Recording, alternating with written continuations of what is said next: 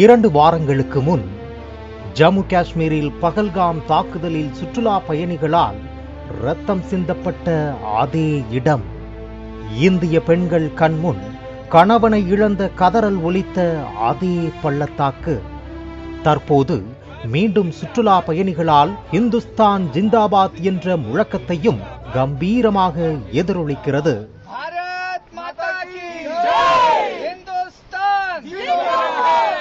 இந்திய முப்படையை நம்பி சுற்றுலா வந்திருப்பதாகவும் இந்தியன் ஆர்மி கிரேட் என்றும் கூறியுள்ளனர் சுற்றுலா பயணிகள்.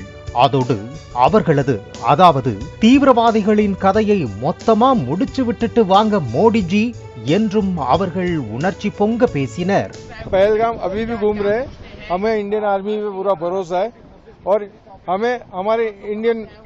அடுத்து மும்பையில் இருந்து வந்து பேசிய சுற்றுலா பயணி இறந்தவர்களுக்கு சல்யூட் தெரிவித்ததோடு மேரா தேஷ் அதாவது என் நாடு என கூறும் போது நான் தழுதழுக்க கண் கலங்கினார்.